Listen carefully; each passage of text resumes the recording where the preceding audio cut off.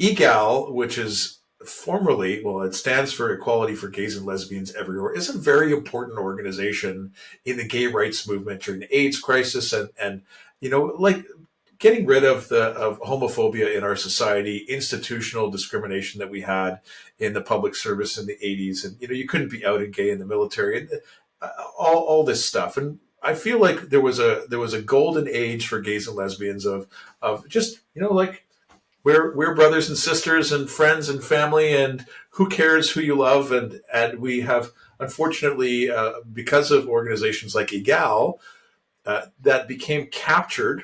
I mean, they ran out of things to fight for with gay liberation because everything, we just sorted it out.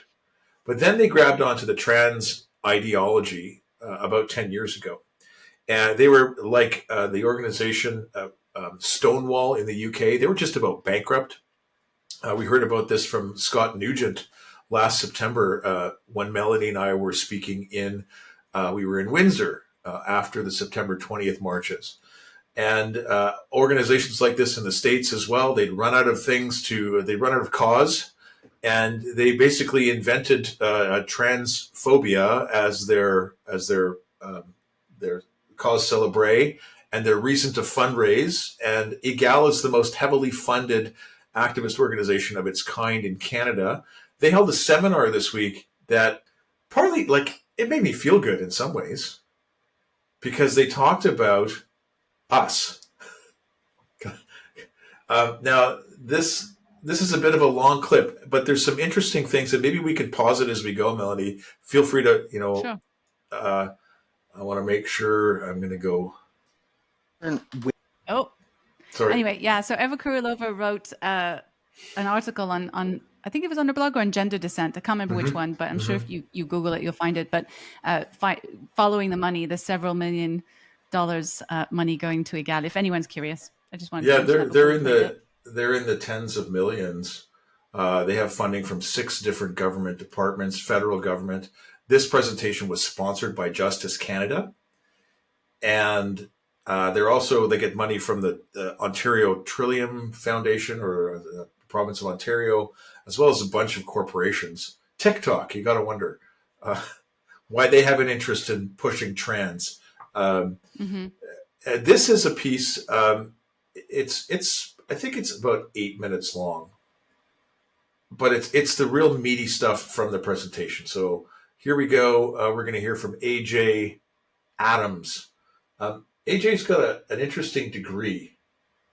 He basically has a degree in gender activism. Here we go. Wave that we're in actually look like? What are some of those key pillars or key moments in the past 2-ish years? Just to stop here, he's talking about the exponential rise of hate. So we first saw early signs of a new wave in 2022. So we saw anti-queer and trans messages and attacks appearing increasingly among movements shaped by right-wing populism. So these are things like the Freedom Convoy mobilizations. We saw school boards organizing, so anti-trans and anti-gender ideology. School Board Trustee Canada is running. We saw anti-SOGI 123 campaigns going on. And we saw a lot of this early use of the so-called groomer framework being used.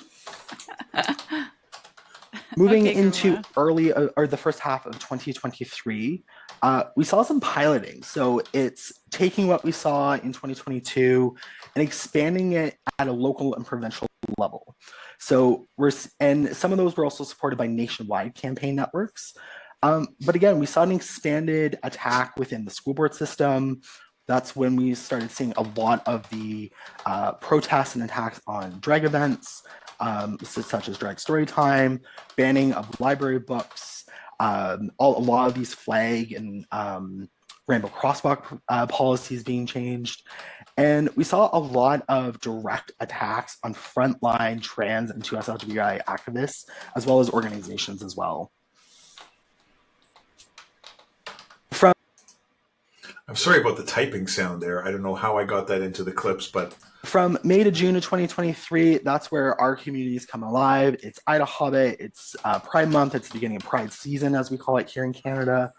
And that's when we saw various actors now promoting national frameworks for action. Oh, Ida Hobbit. So this I is where we see. saw some of the first school walkouts. We saw some on May 17th in London, Ontario, and Calgary, Alberta.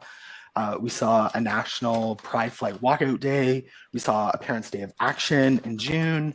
And we saw various campaigns to fly or not fly the rainbow flag. And unfortunately, right across this country, we saw many, many attacks at Pride events right across the country. Okay.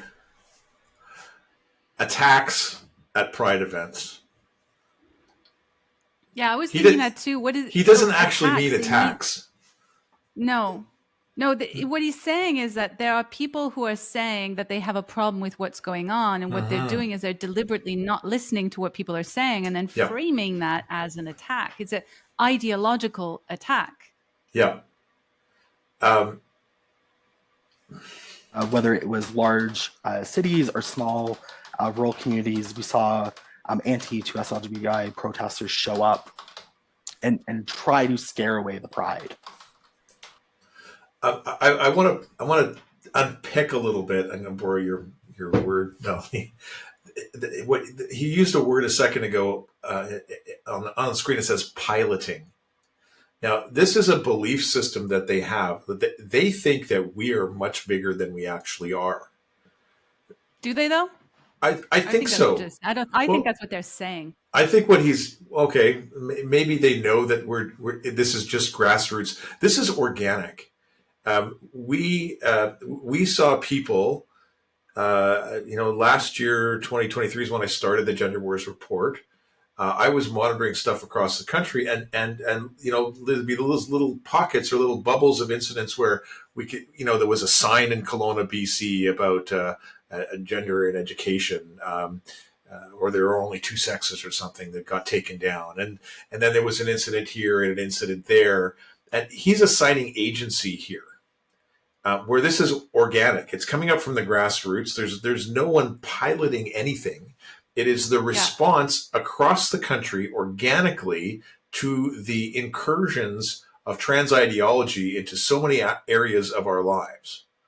I'm gonna say I actually think that's what they're saying to the public, because if you go and listen to multiple meetings and talks that Faye Johnstone speaks at on the topic of the Million Marches and the rising tide of hate, as it were, Faye both says, on the one hand, what you just described, a ragtag group of all these little, isolated people popping up all over the place, and then we'll say at other times that it is a well-funded, well-organized behemoth of a machine coming at you. Mm-hmm. Yet in the Union League video, in case viewers aren't aware, the union execs from all over the country got together in quite large numbers. I can't remember the exact number, but it was like 100 or something like that. Maybe not that much, but a lot.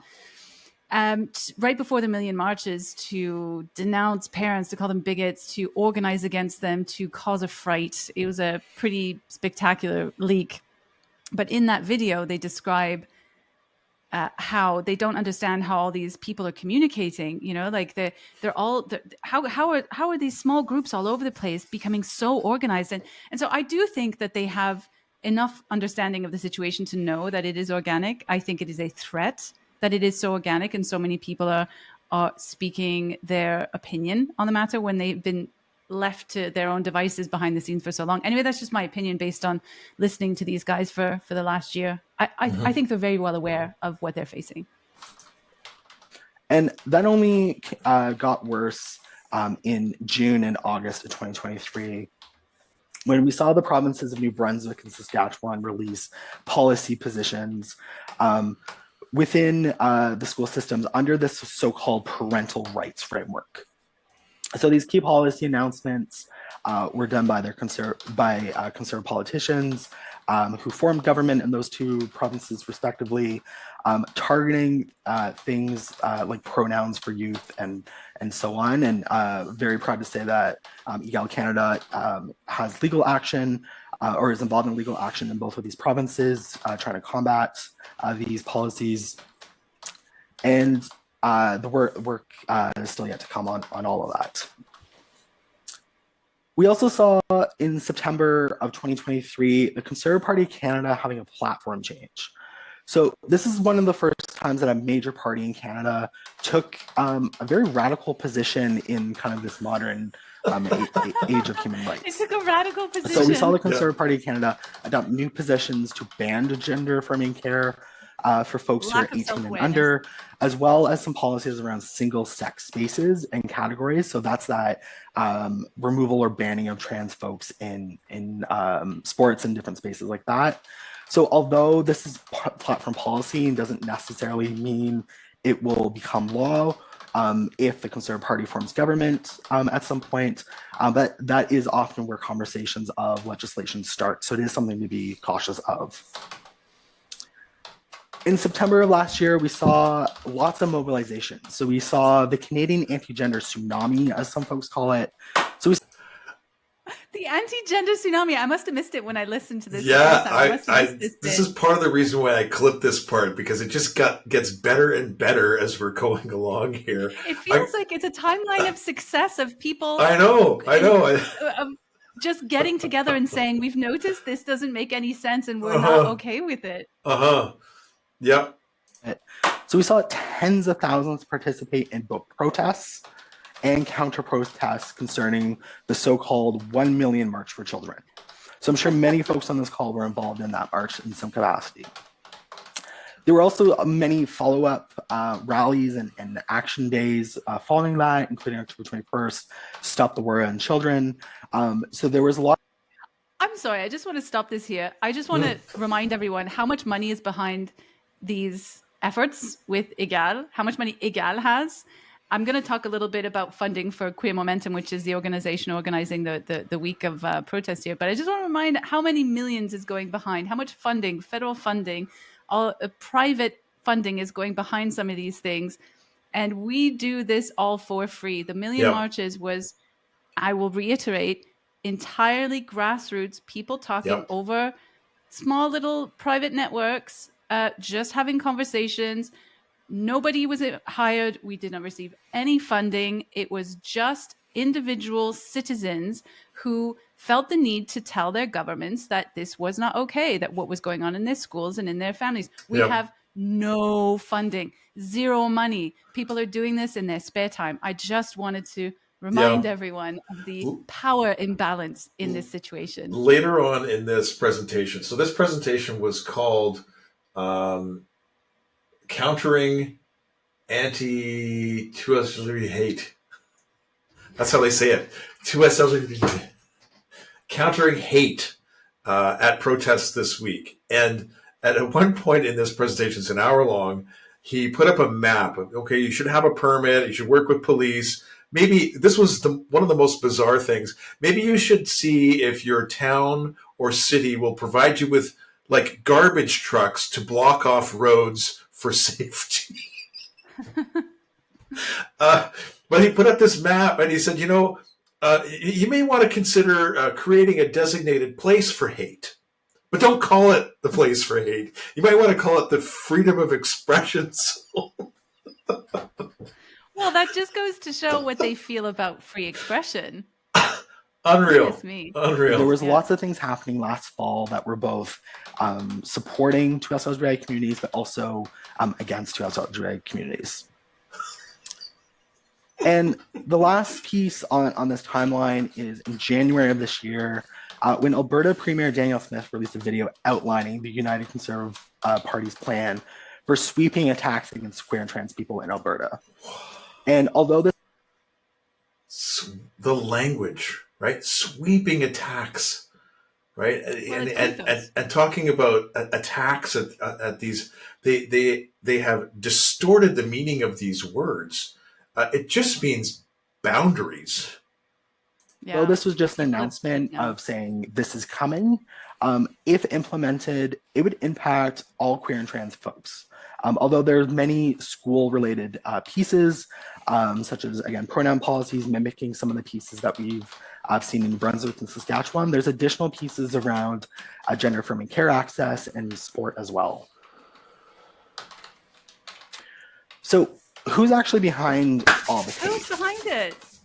I can't wait. So we're hoping to publish. Egale's hoping to publish a more in-depth report in the coming weeks on this slide and the accompanying slides. It's the Americans again. But at a very high level, mobilization in Canada is strongly shaped by developments, not only in the U.S., which is where most of folks kind of their brains go to, but also in the United Kingdom as well.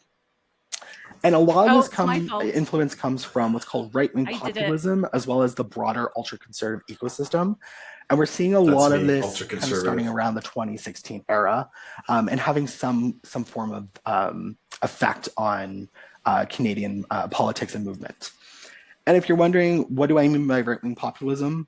That's Donald Trump politics. Donald Trump became president of the United States, and folks who shared his viewpoints felt if the president of the so-called free world can have these views, I can share my views as well. So we started saying that snowball. So last summer, when the Muslims were saying they didn't agree with gender ideology policy and some of this sexual content in books in schools, Justin Trudeau was trying to tell those Muslim families that they were being misguided. They were being misled by misinformation from the MAGA American right-wing extremists who were confusing them. And here we're having the same line. Now, unbelievably patronizing to say, you can't think for yourself. You know, your experience here isn't valid. You're taking cues from Donald Trump, who, I mean, the first thing that Donald Trump did in 2016 was the Muslim ban. Yeah. Early 2022, that's when it really started taking impact here north of the border in Canada, where we saw a dramatic rise of anti-gender frames within our political system.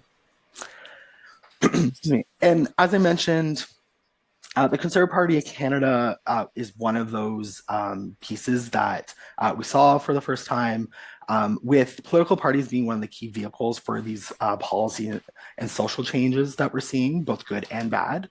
But with the official opposition party taking this policy decision, it's something that we haven't seen and could spread to other parties as well.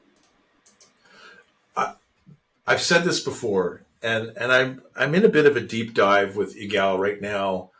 I'm thinking about a piece I'm going to try and get published.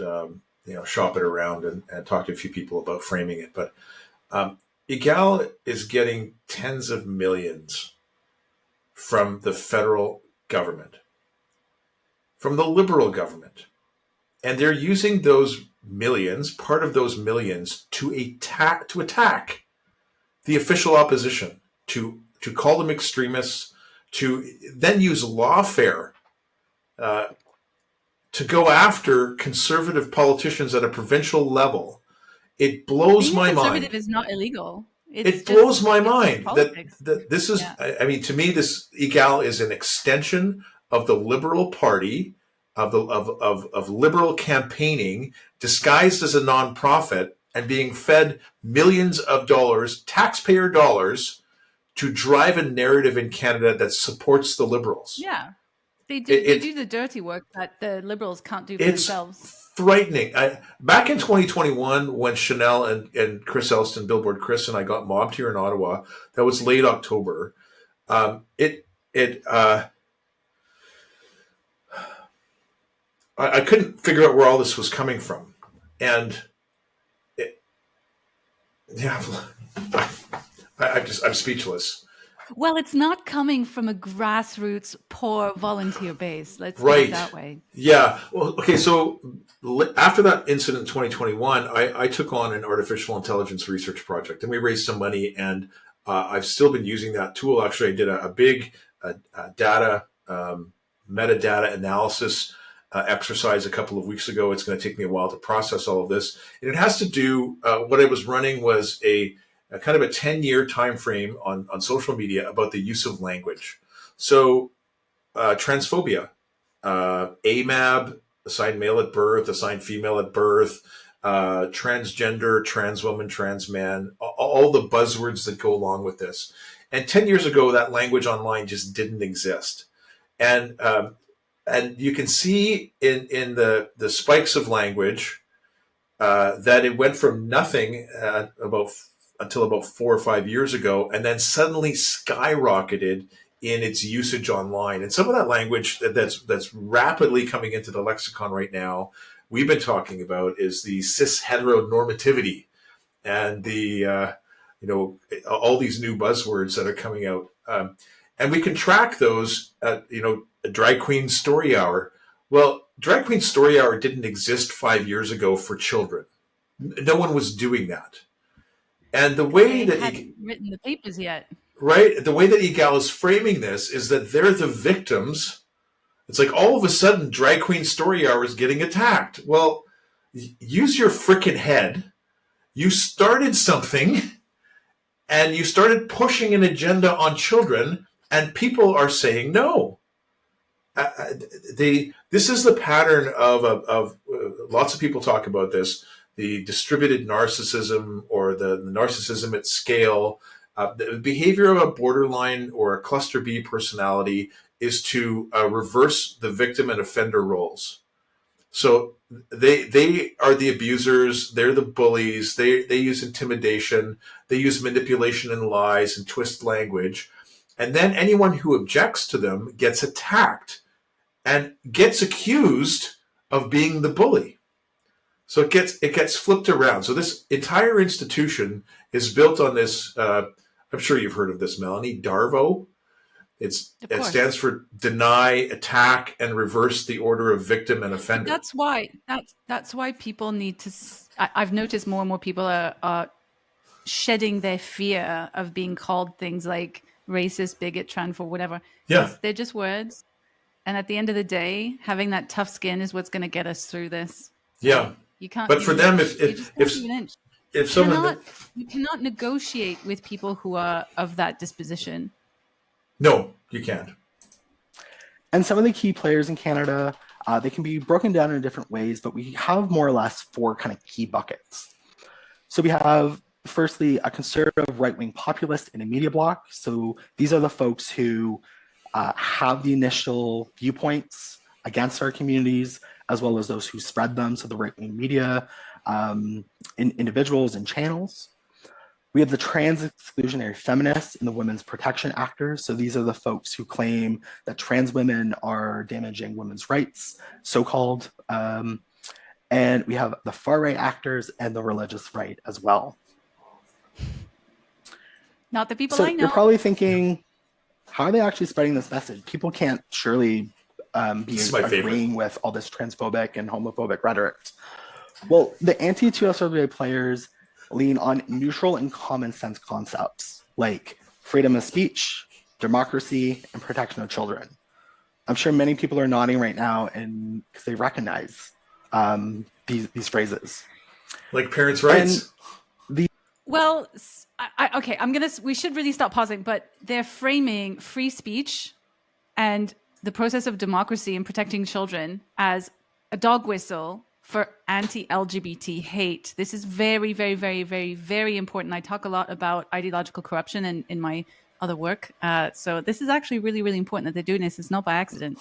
The anti-2SWA players, they don't necessarily count on the majority to believe what they say, but rather they want the majority to defend the right to say it. And in a free world, this works in their favor because they're able to use people who don't really know much about queer and trans issues, but they're in a free world, that is exactly what we should do. We should defend the right for other people to say speech or say things that we disagree with, that we might not like. That's important. It's been hard. That's why we don't counter protest. Yeah. The million marches were counter protest, but if you notice this week, we've put out calls not to counter protest. Nobody's counter protesting any of these things because we don't believe in shutting down other people's right to say what they have to say. We can disagree. That's the thing. We want to disagree. We want to be able to talk about it openly. What these people don't want to do, they don't want to talk about it openly because when we talk about it openly, they have this rising tide of hate that they call, which is simply people speaking their minds, which is in disagreement with their worldview, which is a very, very tightly bound echo chamber of ideas. Yeah. So, I'm glad we caught that bit. I'm glad you caught that clipped bit at the end. I want to segue because while this is happening in Canada, I'm going to make a prediction. Melanie, you've made some predictions, and I want to talk about your queer prediction for the summer. But I'm going to make a prediction that this week is peak trans in Canada. It will never be this glorious for the trans activists again. They pulled out all the stops. It's peak histrionics and all of this language about victimization. We have memes. So they've set up a website. Queer Momentum has set up a website where you can go and you can basically put in your name and it generates a meme for you for Twitter, and you can pick one of the stock sets of language. It fits your picture into a meme, and then there's a tweet that goes out, and we're seeing it from politicians and union activists and teachers unions and school board trustees, MLAs, MPPs. And one of the things that came out of the AI, the large language model studies that we were doing, and we ran into some brick walls. We were trying to build a population sample statistically online, Twitter, Reddit. There was some, I forget the other platforms at the moment, but the chief technology officer at the AI firm he called it dead ending. And normally when they build sample networks, they use lateral social connections, digital connections online to thread out and establish the model of the network with all the different people in it. And he was dead ending because in the so-called queer and trans community, the individual users weren't connected to other people in the community, but everyone was connected to the top. And what his conclusion was, this is a top-down movement, that it's driven by just a few people or a few types of people. And we identified the clusters of those people. One of them was the lawfare people. In the States, it's Aaron Reed and Alejandra Caraballo, who's a tech lawyer at Harvard. It's the medical doctors like Quack Jack Turbin, the butcher of Stanford, who advocates, he lies with his study conclusions and interpretations and advocates for transing children. And then the other one was the fan fiction and trans fiction writers. Don't and those forget three the academics. Yeah, probably. So that's what we identified online. I assume that those people. So the academics, that they were not on there? Not to the same influence, right? So the influencers are probably picking up from the academics and the queer theory, and they're coming out of universities. But these various clusters kind of manifest. Yeah, because I see those ideas very prominently everywhere. But it's interesting that the AI didn't pick up on it. Then we have, Egale is one of those organizations, heavily funded government. It's a social engineering project, pushing an ideology. It's not driven from a grassroots. It's not membership driven. You see the people coming out for Egale and Queer Momentum and Wisdom to Action, Faye Johnstone, whatever. That's money coming down from corporations and governments to put in the hands of influencers to push this cult on society. That's where it's coming from. But don't forget also aligning yourself with the LGBTQIA cause. And you're right, they do say that really fast. Why do they say that fast? Because they all trip up. But we were having this conversation before. Anyway, so if you align yourself, if you're a small NGO or if you're building, it's probably, some kind of NGO or charity or something like that. If you align yourself with the LGBTQIA cause, visibly, then you have more access to funding, right? Yeah. So I think that actually has advancement, an awful lot political power. Right. Yeah. Yes. Yeah. So if you dance to the song that they're singing, it provides careerist opportunities. Not dissimilar to the Nazis. The Nazis came out of academia largely, and there was some capture of the unions by the ideology away from the communists, and it was pushed down, top down onto society. So these people are attempting to engineer society.